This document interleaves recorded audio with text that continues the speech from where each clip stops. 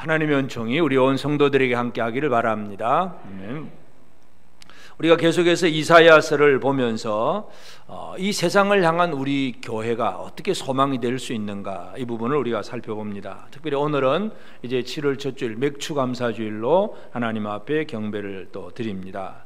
하나님이 이스라엘에게, 구원받은 이스라엘 백성들에게 이제 광야를 지나가면서 가나안 땅에 들어가 살 때에 그들이 1년에 절기를 지키도록 명령을 합니다. 그래서 제일 먼저 구원받은 유월절, 그 다음에 바로 이어지는 무교절, 그리고 그 해에 이제 처음 익은 곡식, 겨울에 농사를 짓고 봄에 이제 처음 익은 곡식을 가지고 하나님 앞에 드리는 초실절. 그래서 유월절, 무교절, 초실절은 거의 한 그 시간대에 다 몰려 있고, 그리고 이제 초실절 이후에 7주야 77절 오순절이 되면 그때는 이제는 그 봄의 초실절 이후에 익은 곡식들을 다 거두고 저장한 때입니다. 바로 이때가 바로 맥추절입니다. 그래서 맥추절을 지키고, 그 다음에는 이제 7월, 이 7월은 이제 양력으로는 한 10월쯤 되는데 이스라엘 달력으로 7월 1일이 나팔절이고, 그리고 10일이 대속제일, 그 다음에 15일이 수장절. 그래서 이 맥추절을 중심으로 해서 앞에 3개, 뒤에 3개, 7대 절기죠. 그러니까 이 맥추절이 그 모든 절기의 중심에 있습니다. 이 중심은 결국은 하나님의 구원을 받은 백성들이 매일매일 살아가는 삶에 있어서 하나님의 은혜를 누리고 하나님 공급하시는 걸 받으면서 살 때에 하나님 백성들의 삶의 가장 핵심이 뭐냐? 감사와 찬양입니다. 감사와 찬양, 이게 바로 오늘 우리가 늘 기억해야 될 부분들인데, 이제 오늘 이제 이사야 9장 8절에서 21절의 말씀을 읽었습니다. 우리가 지난주에 7절까지는 메시아에 대한 예언의 말씀이 하나님의 약속이었어요. 하나님의 약속의 말씀이 얼마나 우리에게 좋은 건지 우리는 다시 한번 기억할 필요가 있는데, 이제 이 8절부터 21절 오늘 읽은 본문의 말씀을 보면 이스라엘을 향한 진노가 계속되는 것을 얘기합니다. 다시 말해서 진노가 계속된다는 얘기는 하나님 앞에 감사가 있을 수가 없는 사람들의 얘기입니다. 하나님을 찬양하거나 감사하거나 뭐 맥추감사절을 지내자, 이 얘기가 없는 사람들. 그래서 오늘 우리는 이 본문을 보면서 어떻게 되면 감사를 잃어버리는 삶이 되느냐 하는 문제예요. 그래서 이걸 우리가 되찾는 것이 우리의 삶에 있어서는 중요한 부분입니다. 오늘 본문을 잘 읽어보면 12절 제일 뒤쪽에 보면 그럴지라도 여호와의 진노가 돌아서지 아니하며 그의 손이 여전히 펴져 있으리라. 여호와의 손이 여전히 펴져 있으리라 그랬습니다. 그 다음에 17절도 똑같아요. 마지막 17절 제일 뒤에 보면 그럴지라도 여호와의 진노가 돌아서지 아니하며 그의 손이 여전히 펴져 있으리라. 21절도 마찬가지, 제일 뒤에 그럴지라도 여호와의 진노가 돌아서지 아니하며 그의 손이 여전히 펴져 있으리라. 똑같은 말을 3번을 반복을 합니다. 그만큼 이 하나님의 진노가 무섭고 필연코 이루어진다는 얘기입니다. 그러므로 우리는 그의 손이 펴져 있다, 진노의 손이 펴져 있다는 사실, 이것을 우리는 늘 기억을 해야 됩니다. 여러분, 우리가 늘 하나님 앞에 감사하며 살겠습니까? 진노의 손에 그냥 얻어맞고 그냥 낑낑거리며 살겠습니까? 감사와 찬양, 이거보다 더 귀한 복이 없어요. 오늘 우리가 오늘 감사절이구나, 절기 한번 지낸다 개념이 아니라 우리의 매일매일의 삶 속에서 하나님을 향한 감사와 찬양이 넘쳐난다는 거, 이거 얼마나 큰 복인지 모릅니다. 그런데 이스라엘의 모습을 보면 하나님께서 그들에게 벌을 주시는데 여호와의 진노가 돌아서지 아니하며 그의 손이 여전히 펴져 있으리라. 한번 진노의 손이 펴졌는데 이걸 그냥 거두지도 않고 계속 펴고 있다는 얘기죠. 이 얼마나 무서운 일인가 하는 거, 우리가 이것을 오늘 함께 살펴보고자 합니다. 그래서 우리 모두가 하나님의 진노의 손에 빠져들어가는 사람이 아니라 하나님의 은혜의 손길 속에서 살아가는 그런 우리 모두가 되어지기를 바랍니다.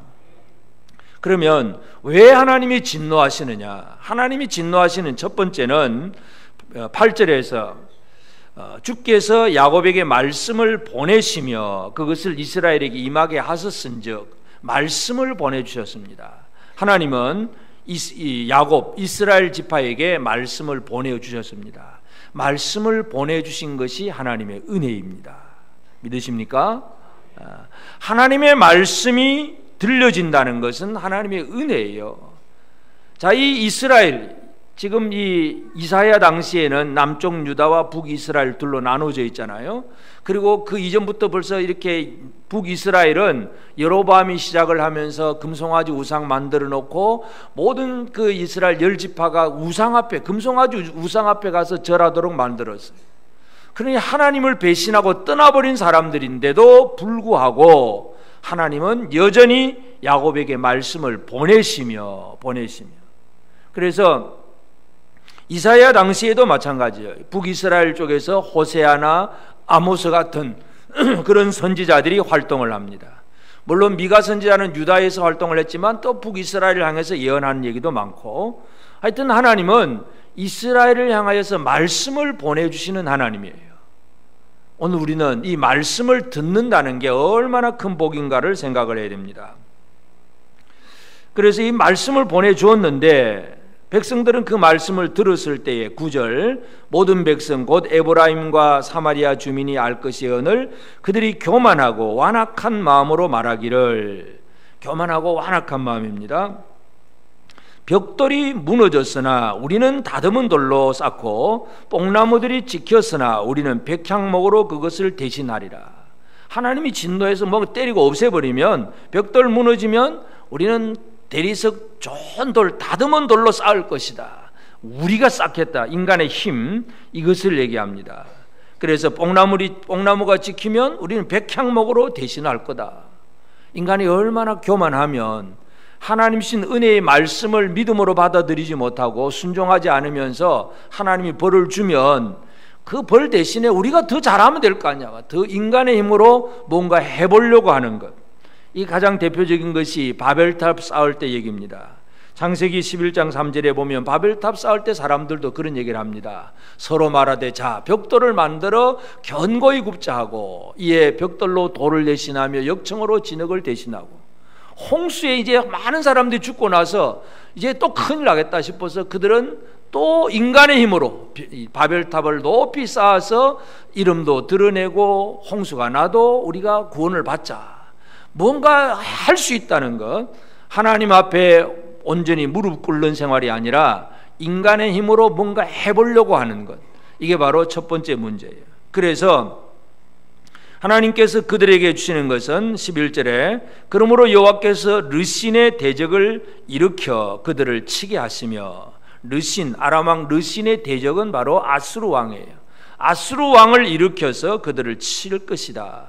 결국은 하나님의 말씀이 주어졌는데, 은혜의 말씀이 주어졌는데 말씀을 믿음으로 받아들이지 아니하고 이러면 내가 내 힘으로 하면 되지 하고 나를 믿는 사람, 결국 이 사람들에게 하나님이 주시는 것은 바로 전쟁입니다.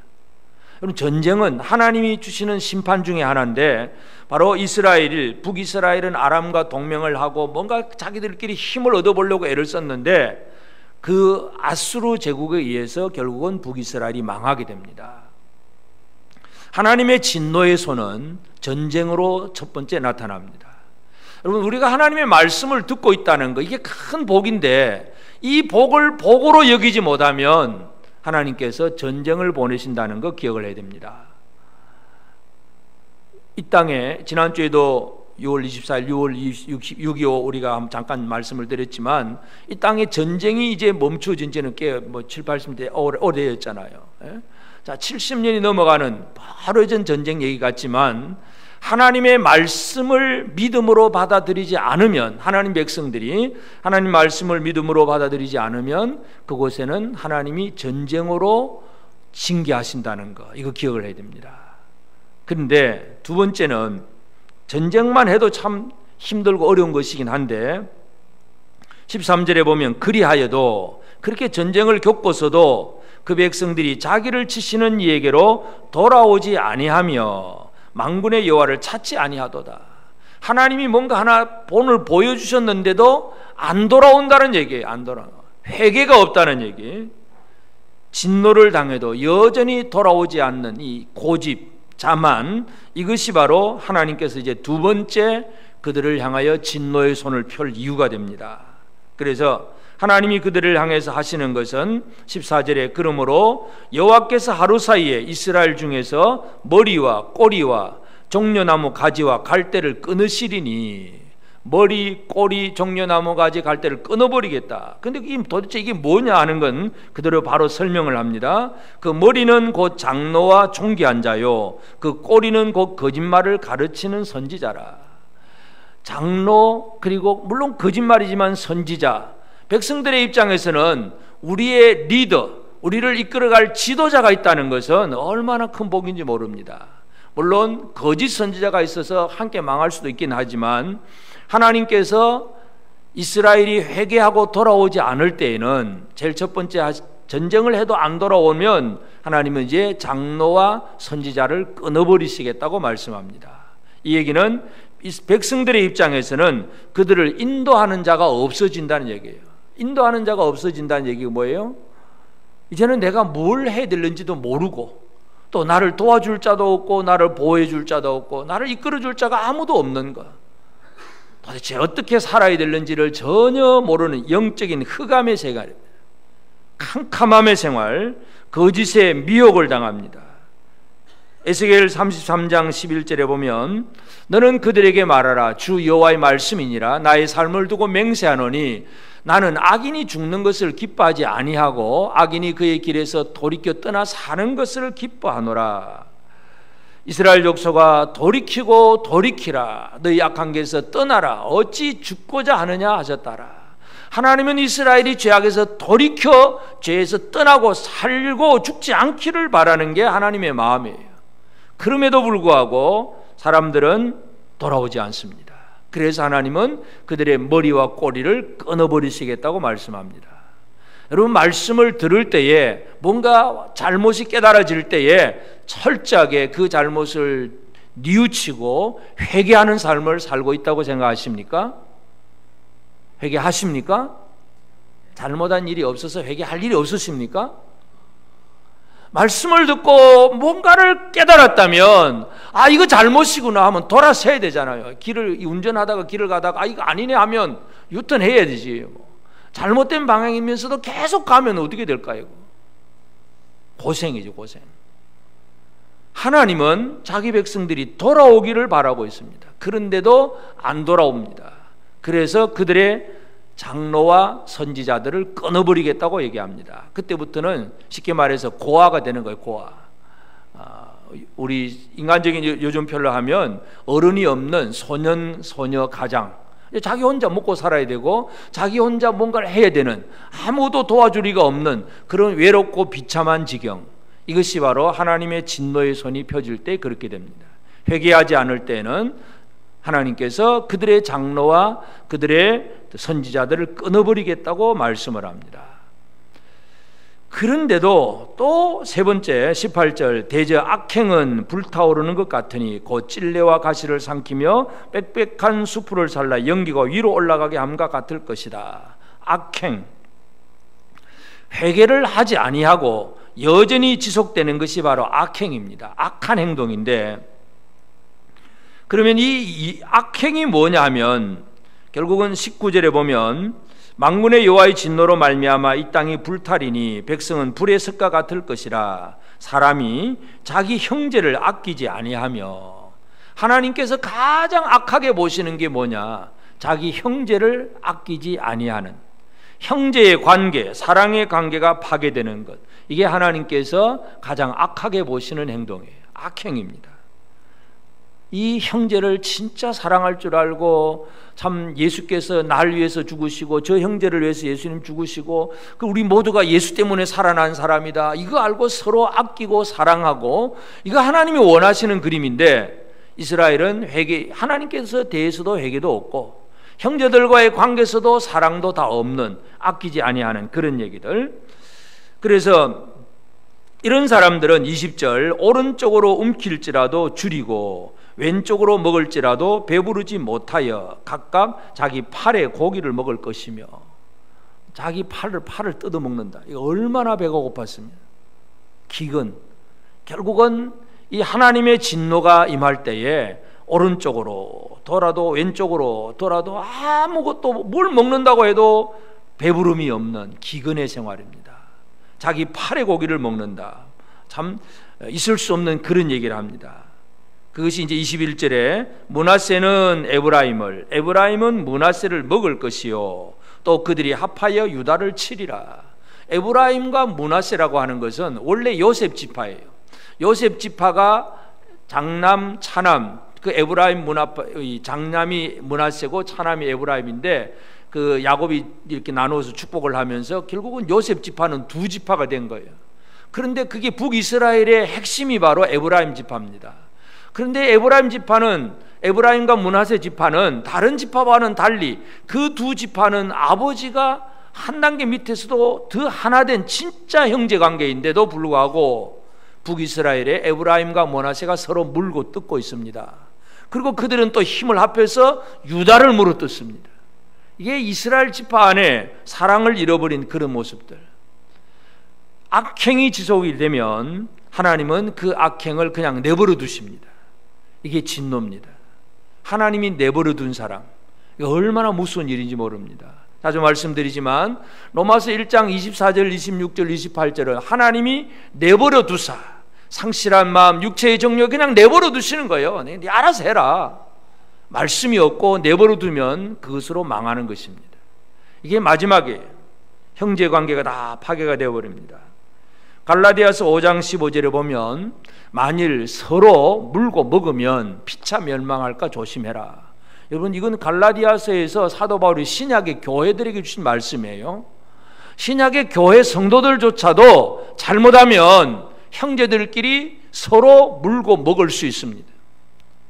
여러분 그렇게 옆에 형제들하고 그렇게 되십니까? 물고 먹는 관계이십니까? 어떤 관계이십니까? 한번 쳐다보시고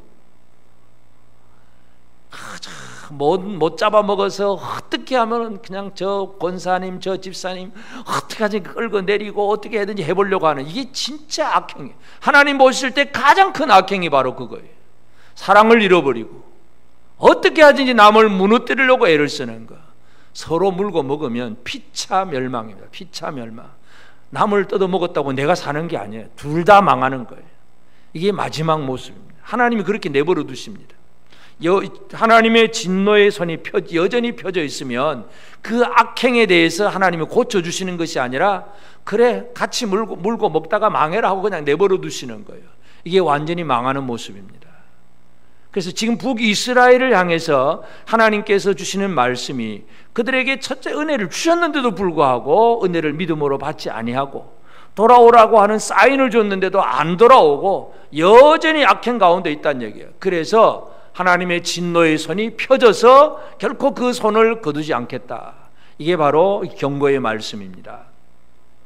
이제 오늘 우리가 이 말씀을 보면서 이 말씀이 우리에게는 어떤 관계가 있는가? 이 시대를 살아가는 우리하고 옛날 이사야 선지자를 통해서 북이스라엘에게 주셨던 이 말씀하고 우리는 어떤 관계가 있는가? 이거 우리가 기억을 해야 됩니다.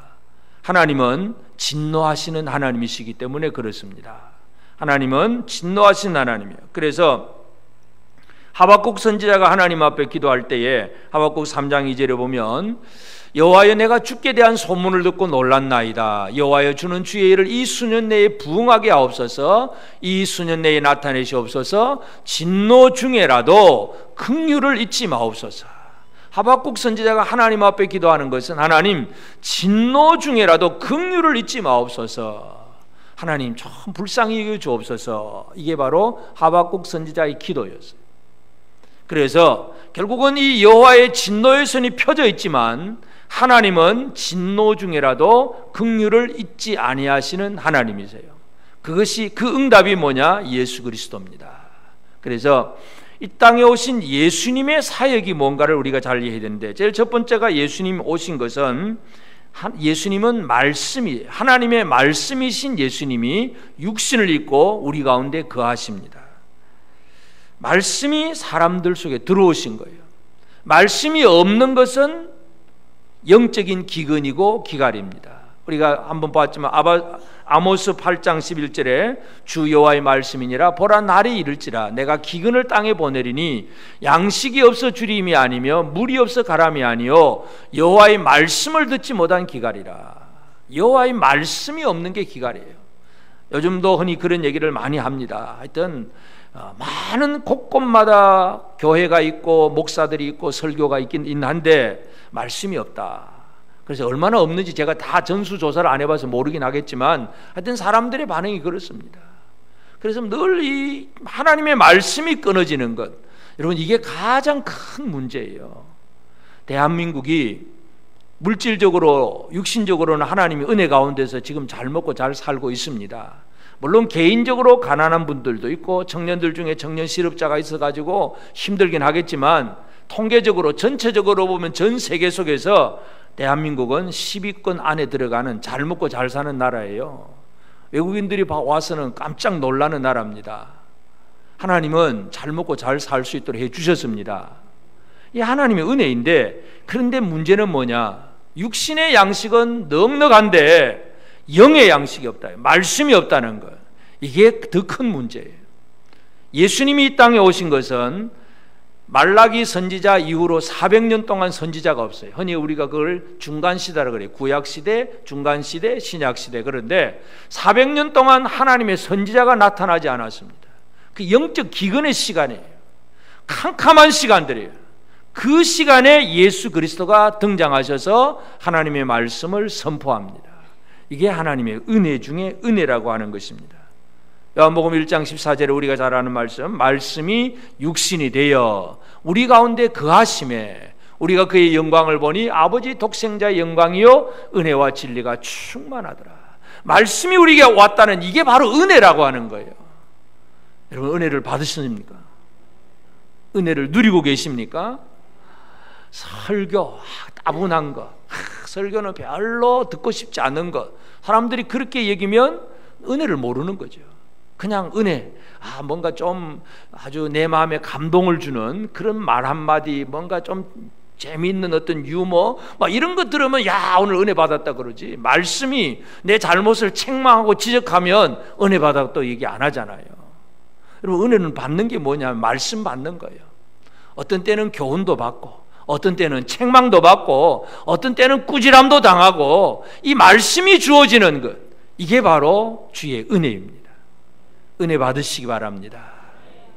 우리가 이 세상에서 육신의 양식도 필요해요. 하나님은 우리 육신이 살아갈 수 있도록 뭔가 공급해 주십니다. 이스라엘에게 그걸 공급해 주셔서 맥추절의 절기도 지키게 하셨지만 진짜 중요한 것은 바로 말씀이에요. 이스라엘 첫 번째 왕 사울 왕이 왜 마지막이 불쌍해지느냐 하면 말씀이 없었기 때문에 그래요. 왕은 왕인데, 자, 이 블레셋과 전쟁이 벌어졌는데 아무래도 꿈으로도 우림으로도 선지자로도 누가 나타나서 하나님의 말씀을 전해주는 게 하나도 없습니다. 그러니 어떻게 해요? 결국은 사울 왕이 박수무당 찾아가잖아요. 전에 쫓아내버렸던 무당 찾아가서 죽은 사무엘의 영 좀 불러달라고 그런 얘기를 할 정도로 이 사울은 말씀이 없는 사람이 되었어요. 이게 얼마나 불쌍한 사람인지 모릅니다. 여러분 말씀을 듣고 계십니까? 여러분은 복받은 사람입니다. 옆 사람에게 한번 얘기해 주시죠. 말씀을 듣고 있는 당신은 복받은 사람입니다. 하나님의 말씀이 없다는 게 가장 큰 불행이에요. 사울처럼 되지 않기를 바랍니다. 예수 그리스도는 이 땅에 오셔서요, 우리 가운데 거하심이, 말씀이 우리 가운데 거하심으로 이게 바로 은혜와 진리가 충만한 것입니다. 예수님은 진노 중에라도 긍휼을 베풀기 위해서 우리 가운데 오셨다는 사실을 기억을 해야 되고, 그리고 예수님이 이 땅에 오셔서 이제 사역을 시작하잖아요.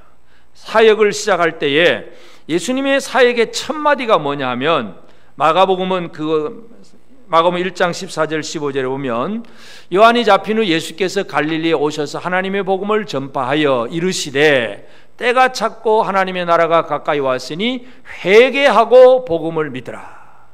회개하라. 이게 예수님 사역의 첫 마디예요. 예수님이 이 땅에 오셔서 아무 문제 없으니까 괜찮다 이 얘기가 아니라 회개하고 복음을 믿으라. 회개하십니까? 내 잘못, 하나님의 말씀을 들었을 때에 그 말씀을 듣고 깨닫고 뭔가 알았다면 뉘우치고 돌이키는 것, 이것이 우리에게 주시는 귀한 은총이에요. 그래서 예수님이 이 땅에 오셔서 사역을 하시는 것은 회개하라. 회개를 강조하십니다. 회개하고 복음을 믿으라. 예수님이 하신 거 이거예요. 그래서 하나님의 진노의 손이 거두어지기를 원하는 게 예수님의 사역이기 때문에 사람들에게 회개하라는 얘기예요. 회개. 그래서 사도들도, 제자들이 이제 사도로서 이제 설교를 시작할 때에 사도들도 사람들에게 회개를 얘기합니다. 사도행전 2장 38절에 보면 베드로가 이르되 너희가 회개하여 각각 예수 그리스도 이름으로 세례를 받고 죄 사함을 받으라. 그리하면 성령의 선물을 받으리니. 회개하고 예수 이름으로 세례 받고 죄 사함 받으라. 그러면 성령의 선물을 받을 것이다. 베드로가 첫 번째 설교에서 그런 얘기를 합니다. 그러니까 이 회개라고 하는 것, 우리가 죄인이기 때문에 하나님 앞에 회개한다는 게 얼마나 중요한지 모릅니다. 하나님이 왜 말씀을 주십니까?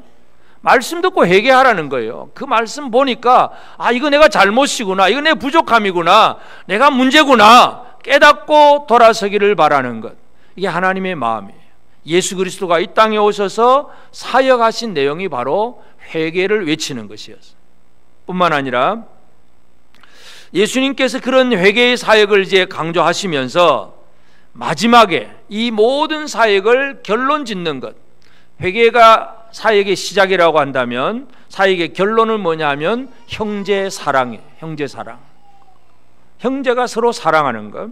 요한복음 13장 34절에 새 계명을 너에게 주노니 서로 사랑하라. 내가 너희를 사랑한 것 같이 너희도 서로 사랑하라. 서로 사랑하라. 형제 사랑이에요. 모든 하나님의 진노의 마지막 결론은 뭐예요?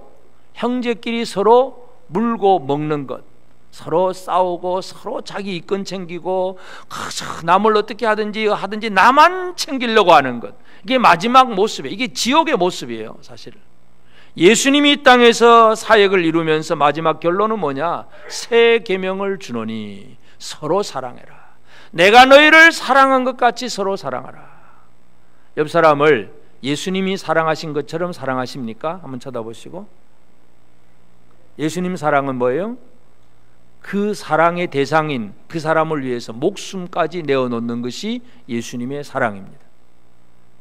남을 위해서 죽을 수 있겠습니까? 옆 사람을 위해서 죽을 수 있겠습니까? 한번 쳐다보시고. 조금 도와주는 건 누구든지 할 수 있습니다. 진짜 생명을 바쳐서 사랑할 수 있느냐? 참 쉽지 않지요. 근데 예수님의 계명이 뭐냐? 내가 너희를 사랑한 것 같이 너희도 서로 사랑해라. 이게 예수님의 계명이에요. 이게 사역의 마지막 결론이에요. 하나님의 진노가 사라지게 하는 것이 바로 형제의 사랑입니다. 그래서 예수님은 제자들을 자신의 형제로 여겼다는 거 우리가 알잖아요. 요한복음 20장 17절에 예수께서 이르시되 나를 붙들지 말라. 내가 아직 아버지께로 올라가지 아니하였노라. 너는 내 형제들에게 가서 이르되 내가 내 아버지 곧 너희 아버지, 내 하나님 곧 너희 하나님께로 올라간다. 내 아버지는 너희 아버지고 내 하나님 너희 하나님이고. 부활하신 예수님이 그런 얘기를 하셨잖아요. 많은 무리들 중에서 제자를 뽑으시고 그 제자들을 훈련시켜서 친구라고 얘기하시고, 그리고 부활하신 예수님은 제자들을 형제라고 얘기합니다. 한 아버지 밑에 형제다. 그만큼 모든 결론이, 사역의 결론이 뭐냐면 형제 사랑입니다. 형제 사랑이 이루어져야 하나님의 진노와 상관이 없는 그런 복된 삶이 되는 것입니다. 형제 사랑 잘 이루고 계십니까? 밑에서는 아멘이 잘 안 나옵니다. 저 위에서는 형제 사랑 잘 이루어지고 계십니까? 아침 안 드시고 오신 것 같아. 형제 사랑, 이게 우리 복음의 결론이에요. 하나님이 가장 원하는 게 바로 이거예요. 그래서 예수님께서 이 땅에 오셔서 사역하신 것이 자신이 말씀이 되어서 은혜를 주시고 사람들에게 회개를 강조하지만 결론은 뭐냐? 형제를 사랑하는 거. 그저 형제로 이렇게 용납하고 받아들이고 형제가 뜨겁게 사랑하기를 바라는 이 일을 주님께서 이루셨습니다.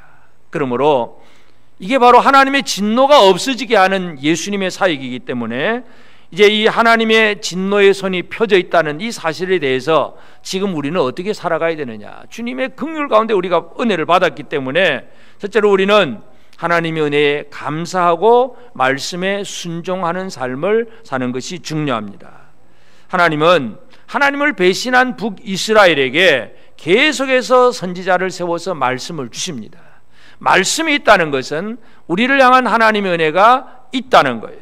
이게 얼마나 큰 일인지 모릅니다. 이 은혜를 제대로 받아야 됩니다. 말씀의 은혜를 제대로 받을 줄 알아야 됩니다. 하나님의 말씀은 우리에게 무언가를 교훈하고 가르쳐 주시는 하나님의 은혜예요. 이 말씀을 믿고 순종할 줄 알아야 돼요. 이것이 우리에게 중요한 일이에요. 하나님은 우리 영을 위해서 말씀을 주시고 우리 육신을 위해서는 양식을 주시잖아요. 우리가 맥추감사주일, 이것은 우리 육신의 모든 필요를 채워주신 하나님의 은혜이기 때문에 또 큰 감사를 드려야 되는데, 감사함, 우리 영을 위해서 말씀을 주고 우리 육을 위해서 실제적인 양식을 주신 그 하나님을 기억하고 하나님 앞에 순종하고 감사하는 삶, 이게 가장 중요합니다. 하나님은 자기 백성들이 어떤 백성이 되도록 만드셨느냐 하면 신명기 30장 14절에 보면 오직 그 말씀이 내게 매우 가까워서 내 입에 있으며 내 마음에 있은즉 네가 이를 행할 수 있느니라. 하나님은 모세를 통해서 말씀을 주면서 이 말씀이 멀리 있는 게 아니고 내 입에 있고 내 마음에 있어서 너는 이를 행할 수 있다. 하나님 말씀을 지킬 수 있다고 분명히 말씀합니다. 여러분, 하나님 말씀을 행할 수 있지요? 도무지 안 될 것 같습니까? 말씀이 좋기는 한데 나는 못 질 것 같아. 이건 아직도 하나님 모르는 거예요. 하나님은 말씀을 주시면서 말씀대로 행할 수 있는 사람으로 만들어 놓으신 것이 하나님의 은혜예요. 그러므로 우리는 우리에게 말씀이 주어지는 이 은혜를 믿음으로 받을 줄 알고 말씀에 순종하는 삶을 사는 것, 이게 바로 진노의 손에서 상관없는 그런 복된 삶이 되는 것입니다. 그리고 우리는 하나님의 경고에 대해서 좀 깨어 있을 필요가 있어요. 자, 지금 이 이사야 9장 8절에서 21절, 이것은 북이스라엘에 대한 경고의 말씀이에요. 북이스라엘에 대한 경고의 말씀을 유다에서 이사야 선지자가 지금 얘기를 하고 있어요. 이 얘기는 뭐냐 하면, 쉽게 말해서 옆집이 지금 잘못하고 있는데, 제 형제인데 잘못하고 있는 형제의 집이 지금 잘못한 걸 하나님이 막 지적하시는 거예요. 형님이 잘못한 걸 지적하는 걸 동생이 지금 막 옆에서 듣습니다. 부모님이 지금 두 형제를 가지고 딱 한데 형님이 이거 잘못했어요. 그럼 막 형을 붙잡아 놓고 막 잘못을 지적을 할 때 옆에서 듣는 동생의 마음은 어떻겠습니까? 난 괜찮아 하고 기분 좋다고 룰루랄라 합니까? 여기에서 우리는 경고의 말을 들을 줄 아는 게 중요합니다. 하나님이 유다 백성들에게 주신 말씀도 똑같아요. 북이스라엘을 향하신 하나님의 마음과 남쪽 유다를 향한 하나님의 마음이 같아요. 말씀은 주셨어요. 계속 주시고 있습니다. 돌아오기를 바라고 있습니다. 사랑이 나타나기를 원하고 있습니다. 그럼에도 불구하고 이스라엘은 그 일을 하지 못하고 있잖아요. 이게 가장 큰 문제예요. 예수님 당시에 예수께서 말씀을 전하실 때 빌라도 총독이 갈릴리 사람들을 해친 그 사건이 나타나요. 그래서 이 갈릴리 사람들의 피를 그 희생의 제물에 섞었다고 사람들이 예수께 와서 막 얘기를 합니다. 어떻게 그럴 수가 있냐고, 빌라도가 그럴 수 있냐고 막 그렇게 얘기를 하니까 누가복음 13장 2절 3절에 보면 대답하여 이르시되 너희는 이 갈릴리 사람들이 이같이 해받음으로 다른 모든 갈릴리 사람보다 죄가 더 있는 줄 아느냐? 너희에게 이르노니 아니라 너희도 만일 회개하지 아니하면 다 이와 같이 망하리라. 다른 사람이 망했다고 그 사람만 문제가 있는 게 아니고 그 사건을 바라보면서 너희도 회개하지 아니하면 다 망할 것이다. 예수님은 어떤 이 재난의 경고를 받아들이고 경고의 그 재난의 사건을 보면서 깨닫기를 바라는 거예요. 남이 망하면 야 잘됐다 하고 시원하다 그 얘기가 아니라 왜 저 사람이 저렇게 되느냐, 나는 그렇게 그런 점이 없을까, 나를 돌아보는 것, 나를 돌아보는 그 삶을 우리가 살아가야 됩니다. 이게 바로 하나님의 경고에 대해서 깨어있는 거예요. 다른 사람이 잘못될 때에 그 사람들이 잘못하고 무너지면 속 시원하다 이 얘기가 아니라 혹시 나는 그런 죄를 짓고 있지 않을까, 내 자신을 돌아보는 이 삶을 살아가야 됩니다. 자기를 살피는 것, 이게 가장 중요해요. 그래서 하나님의 경고, 진노의 손을 펴신 하나님의 손을 잘 이해한다면 하나님의 경고를 받을 줄 알아야 됩니다. 그래서 남쪽 유다의 입장에서는 지금 북이스라엘을 향하여 하신 말씀이지만 이것을 그냥 나 몰라라 해서는 안 돼요. 북이스라엘을 향하여 하나님 이렇게 말씀하지만 우리 믿는 하나님 이런 분이구나, 나도 이렇게 되면 안 되는구나, 이거 깨닫는 것이 지혜로운 자의 삶입니다. 여러분, 이 지혜를 가지게 되기를 바랍니다. 이 세상을 바라보면서 하나님께서 주시는 모든 징조들을 바라보면서 내가 어떻게 살아야 될지를 깨달아 아는 것, 이 지혜로 충만한 우리 모두가 되어지기를 바랍니다. 그리고 결국 하나님이 가장 원하시는 삶이 뭐겠습니까? 하나님이 제일 원하시는 것은 바로 형제 사랑이에요. 이게 안 이루어지면 그냥 하나님 내팽개치고 내버려 두시고 관심도 없습니다. 그래서 하나님의 진노의 원인이 형제 사랑이 없는 것이고 하나님의 진노의 결과도 형제 사랑을 다시 회복할 수 없는 것이 가장 무서운 것입니다. 그래서 이사야 선지자가 지금 얘기를 하는데, 실제로 우리가 이사야 1장으로 되돌아가 보면 이사야 1장에서 유다와 예루살렘의 성전에서는 절기와 안식일을 따라서 철저하게 제물을 드리고 많은 것을 하나님 앞에 드렸습니다.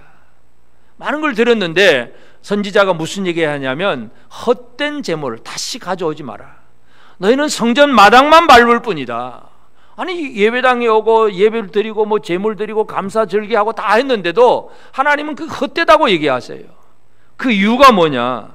이사야 1장 16절 17절에 보면 너희는 스스로 씻으며 스스로 깨끗하게 하여 내 목전에서 너희 악한 행실을 버리며 행악을 그치고 선행을 배우며 정의를 구하며 학대받는 자를 도와주며 고아를 위하여 신은하며 과부를 위하여 변호하라 하셨느니라. 근데 유다와 예루살렘의 죄가 뭐예요? 형제 사랑이 없는 거예요. 선행이 없어요. 정의와 공의가 없습니다. 학대받는 자, 고아들, 또 과부들, 힘없는 사람들, 이 힘없는 자들과 함께 그들에게 뭔가 은혜를 베풀고 나누는 이 삶이 없고 예배당에 가서 성전에 가서 제물만 드리고 있으니까 하나님이 이거 아무 소용없다, 헛된 제물 이거 아무것도 가지도 오지도 말아라고 말씀합니다.